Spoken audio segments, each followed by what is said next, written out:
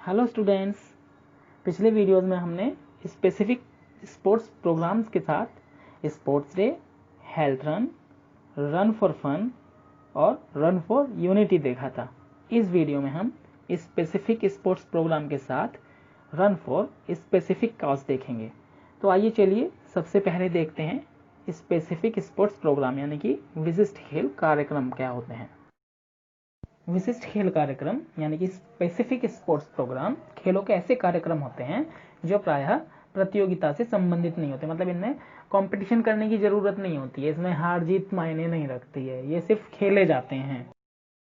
इन खेल कार्यक्रमों के विभिन्न उद्देश्य होते हैं, जैसे व्यक्तियों में एकता, स्वास्थ्य व बीमारियों जैसे कि एड्स होती है, स्वाइन फ्लू होती है बीमारी, उनके बारे में सजगता का सृजन करना, मतलब लोगों को जागरूक करना। और धर्मार्थ संस्थानों या संगठनों के लिए निधि अर्जित करना, मतलब पैसा इकट्ठा करना। धर्मार्थ संगठन होते हैं ना जो गरीबों की सेवा करते हैं, खाना खिलाते हैं, दवाई दिलाते हैं, इलाज कराते हैं, तो इस प्रकार के संगठनों के लिए पैसे इकट्ठा करना। आप देखते हैं इंटरनेशनल क्रिकेट में भी कुछ मैच एड्स जैसी बीमारी के लिए करते हैं और उनसे जो पैसा कमाया जाता है, जो टिकट की बिक्री से आता है, वो सब दान दे दिया जाता है ऐसी संस्थाओं को। ऐसे कार्यक्रम लोगों में स्वास्थ्य की उन्नति व इसको बनाए रखने के लिए आयोजित किए जाते हैं। इन खेल कार्यक्रमों के वर्णन निम्नलिखित हैं, जैसे खेल दिवस, स्वास्थ्य दौड़, रन फॉर फन, विशिष्ट कारणों के लिए दौड़ व एकता के लिए दौड़ आदि हैं। चलिए अब देख लेते हैं विशिष्ट कारणों के लिए दौड़, रन फॉर स्पेसिफिक कॉज। विशिष्ट कारणों के लिए दौड़ वह दौड़ होती है जो अच्छे, श्रेष्ठ व उदार कारणों से संबंधित होती है। इन सब का मीनिंग यही है कि कारण अच्छा कारण होना चाहिए, उदार कारण मतलब बड़ा कारण होना चाहिए, चैरिटेबल कारण होना चाहिए, मतलब समाज के काम आ सके, लोगों की भलाई के काम आ सके, ऐसा कारण होना चाहिए।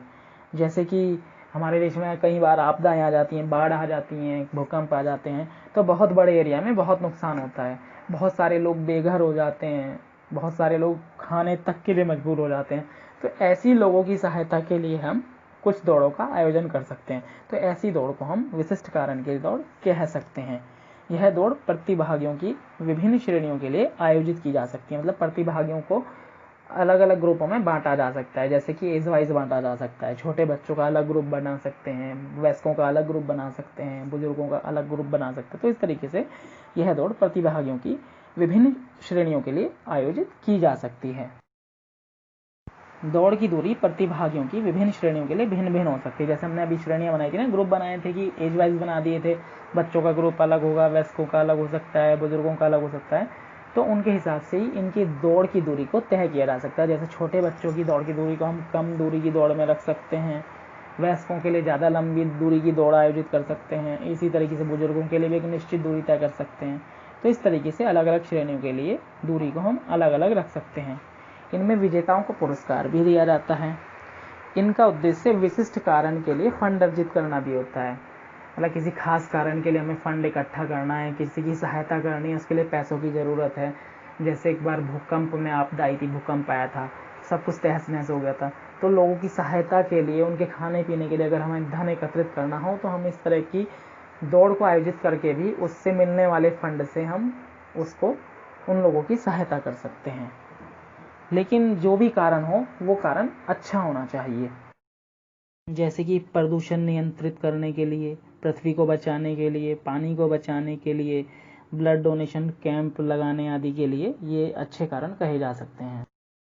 वास्तव में हम सभी विभिन्न कारणों से दौड़ते हैं, पर सामान्यतः दौड़ने का प्रमुख कारण फिट रहना और जीवन में स्वस्थ संतुलन बनाए रखना दौड़ने का प्रमुख कारण होता है।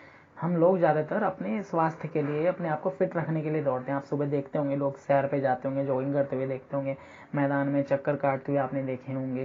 तो इस तरीके से ज़्यादातर लोग फिट रहने के लिए और स्वस्थ रहने के लिए दौड़ों में भाग लेते हैं, दौड़ते हैं। अधिकतर लाभ निरपेक्ष सामाजिक संस्थान मैराथन दौड़ों का आयोजन करते हैं अथवा विभिन्न श्रेष्ठ उद्देश्यों हेतु दौड़ों का आयोजन करते हैं। मतलब लाभ निरपेक्ष सामाजिक संस्थान से मतलब ऐसे संस्थान जो लाभ के लिए काम नहीं करते हैं। अगर वो कुछ काम कर रहे हैं, दौड़ों का आयोजन कर रहे हैं, कोई प्रोग्राम करा रहे हैं, वो लाभ के लिए नहीं कराते हैं, उनका कोई खास उद्देश्य होता है। जैसे कि कैंसर से पीड़ित रोगियों के लिए, मानसिक विकलांगता के लिए, शारीरिक विकलांगता के लिए, गठिया रोग के लिए, एड्स के लिए, ल्यूकीमिया आदि के लिए।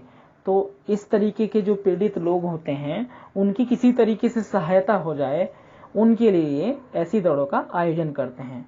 ऐसी दौड़ों से आयोजन कराने से जो भी पैसा इकट्ठा होता है, धन इकट्ठा होता है, उस धन को ये अपने लाभ में नहीं गिनते हैं, अपने फायदे के लिए नहीं लेते हैं, वो सब ये इन लोगों के लिए उन्हें दे देते हैं, जिससे कि उनका इलाज हो सके, उनकी ज़रूरतें पूरी हो सकें और वे स्वस्थ हो सकें।